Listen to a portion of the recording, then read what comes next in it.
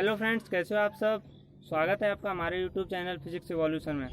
तो आज से हम फिजिक्स फर्स्ट का टॉपिक से स्टार्ट कर रहे हैं। तो आज से हम सिस्टमेटिक ढंग से फिजिक्स फर्स्ट को स्टार्ट करने के बाद आज से लगातार वीडियोज़ बनाएंगे। तो दोस्तों, आज का हमारा टॉपिक है यूनिट एंड डायमेंशंस। तो यूनिट एंड डायमेंशंस में हम सबसे पहले अगर बात करें फिजिकल क्वांटिटीज़, तो सबसे पहले हम बात करते हैं फिजिकल क्वांटिटीज़ के लिए। तो जैसे आपसे किसी ने पूछा कि भाई फिजिकल क्वांटिटीज़ क्या होती हैं, तो आप उसको बताओगे कि फिजिकल क्वांटिटीज यानी कि भौतिक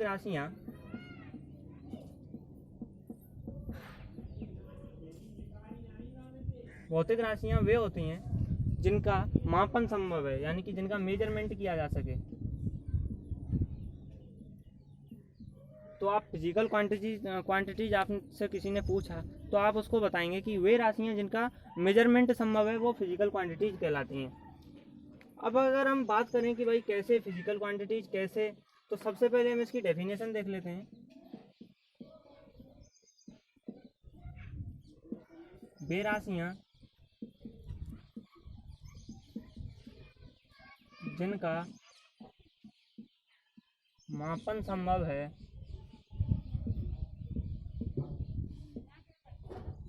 तथा जिन्हें भौतिक नियमों के रूप में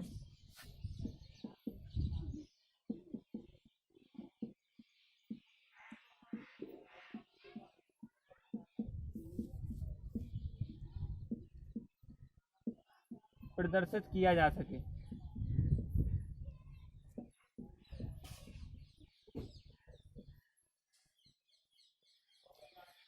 तो दोस्तों, ये हो गई इसकी डेफिनेशन की बात कि वे राशियाँ जिनका मापन संभव है, जिनका मेजरमेंट किया जा सकता है तथा उन्हें भौतिक नियमों के रूप में प्रदर्शित किया जा सके।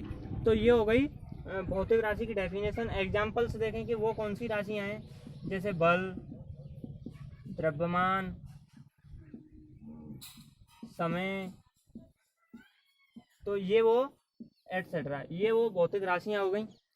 अब बात करें कि भाई आपसे कोई पूछे कि भौतिक राशियाँ कौन सी नहीं होती हैं, तो भौतिक राशियाँ जैसे सुख, दुख, रोना, हंसना, ये फिजिकल क्वांटिटीज नहीं होती हैं। जैसे किसी ने कहा कैसे नहीं होती हैं, तो आप कैसे बताओगे कि आज मुझे 10 किलोग्राम दुख हुआ, आज मैं 10 मीटर रोया, तो ये संभव नहीं है। तो ये भौतिक राशियाँ नहीं होती हैं। तो जिनका मापन संभव है, जिनका हम मेजरमेंट कर सकें, वही भौतिक राशियाँ होती हैं।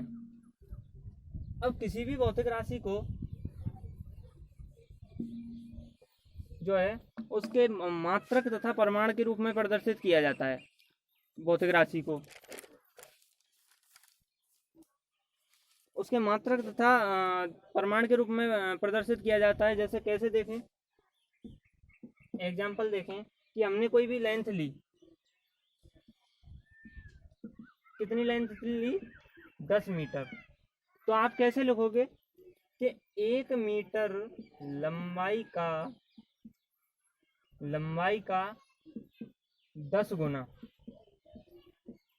तो ये 10 मीटर लंबाई के लिए कैसे लिखोगे, 1 मीटर लंबाई का 10 गुना है। तो यहाँ 1 मीटर लंबाई के 10 गुना क्या हो गया, इसका 10 क्या हो गया, यहाँ 10 इसका आंकिक मान हो गया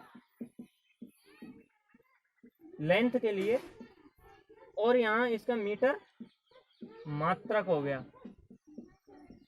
तो ये हो गई इसके एग्जाम्पल की बात। तो भौतिक राशियों को प्रदर्शित करने के लिए उनके मात्रक तथा परिमाण की जरूरत पड़ती है। तो आगे देखें कि किसी भी भौतिक राशि के मात्रक को कैसे लिख सकते हैं। तो किसी भी भौतिक राशि को उसका मात्रक क्या होता है, भौतिक राशि के कितने गुने के बराबर है। जैसे कि भौतिक राशि ली हमने, कोई भी क्वांटिटी ली, उसके बीच एक संबंध होता है परिमाण गुणा मात्रक का,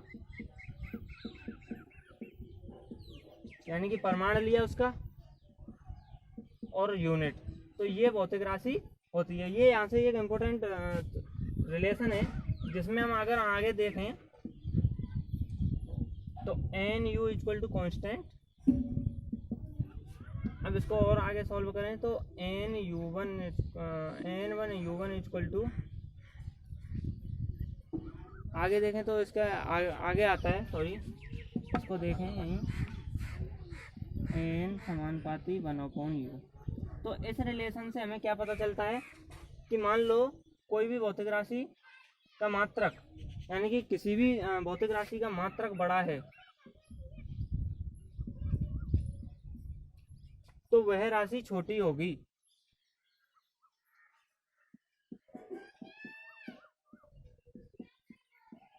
इस रिलेशन से पता चलता है कि कोई भी राशि जिसका मात्रक बड़ा है तो वह राशि हमें छोटी प्राप्त होती है। तो इसको आगे देखें तो इसको लिख सकते हैं अपन n1 equal to n2 u2, ये नोट कर लेंगे। अब यहाँ से अगर हम बात करें आगे मूलभूत तथा व्युत्पन्न राशियों के लिए, तो मूलभूत राशियाँ कौन सी होती हैं और व्युत्पन्न राशियाँ कौन सी होती हैं। तो मूलभूत तथा व्युत्पन्न राशियों के लिए बात करें तो भाई मूलभूत राशियाँ क्या है कि प्रकृति में विद्यमान कई राशियों में से क्या है कि कुछ राशियां ही स्वतंत्र होती हैं। तो स्वतंत्र राशियां कैसे होती हैं कि उन्हें डिनोट करने के लिए, उन्हें परिभाषित करने के लिए किसी अन्य राशि की आवश्यकता नहीं होती, वो राशियां मूलभूत राशियां कहलाती हैं। ये तो हो गई मूलभूत राशि के लिए बात कि वे राशियां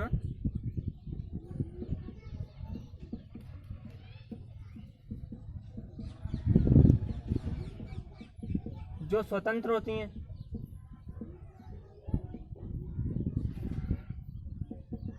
और उन्हें परिभाषित करने के लिए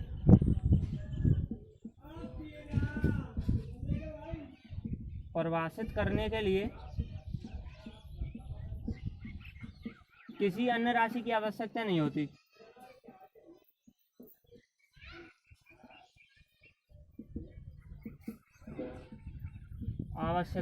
है।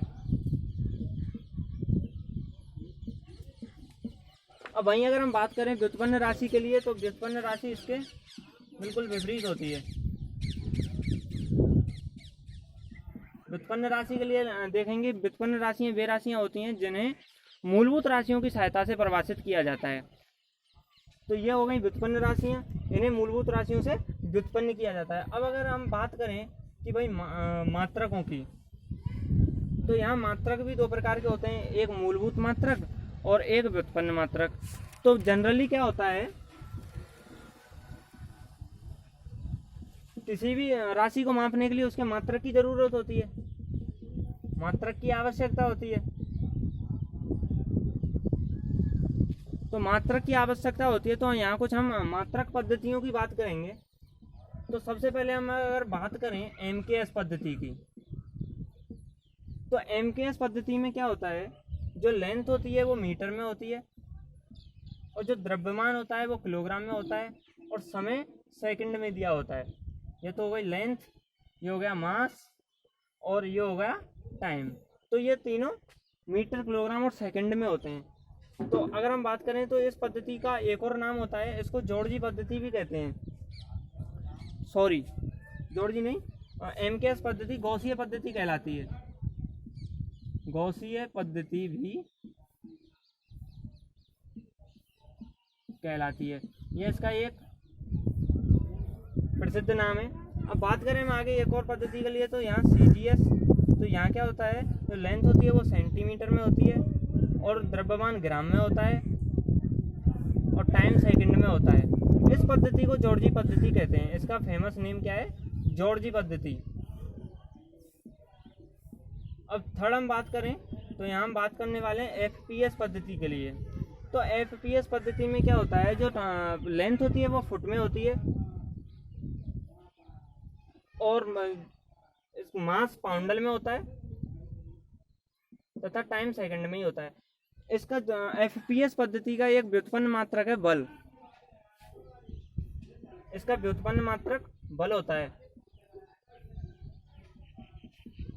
ध्यान रखेंगे। और जिसका मात्रक क्या है, पाउंडल होता है, वो कि यहीं से व्युत्पन्न किया गया है FPS पद्धति के लिए। तो उस बल के लिए इसका मात्रक पाउंडल होता है, जो कि FPS पद्धति का व्युत्पन्न मात्रक है।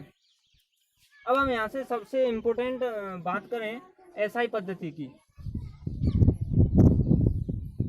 तो SI पद्धति क्या है, सबसे ज़्यादा विस्तृत और सबसे ज़्यादा प्रसिद्ध पद्धति है, जो कि संपूर्ण विश्व में प्रयुक्त की जाती है मात्रकों के लिए। तो एसआई पद्धति में क्या है कि 7 मूल मात्रक माने गए हैं, 7 मूल मात्रक माने गए हैं। तो अगर हम बात करें उन 7 मूल मात्रकों की, तो सबसे पहले है द्रव्यमान। इन 7 मूल मात्रकों में द्रव्यमान, लंबाई, थर्ड समय, फोर्थ टेम्परेचर, 5 विद्युत धारा, 6 ज्योति तीव्रता और 7 है पदार्थ की मात्रा।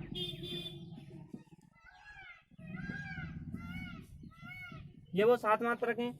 ये तो हो गई मात्रक, वो सॉरी राशियां हैं। ये 7 मूलभूत राशियां, 7 मूल राशियां हैं, सॉरी है।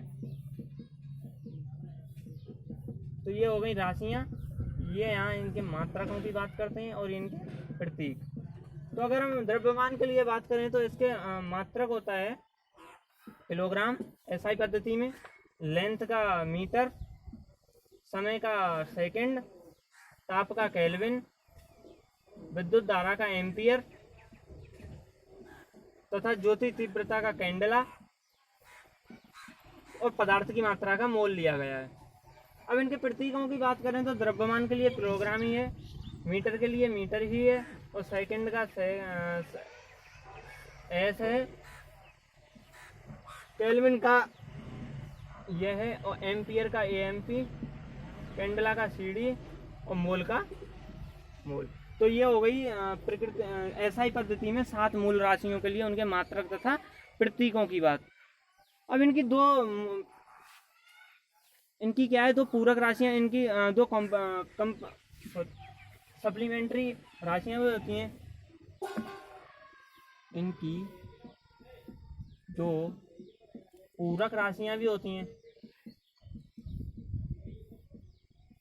वो 2 पूरक राशियां कौन सी होती हैं? एक होती है समतल कोण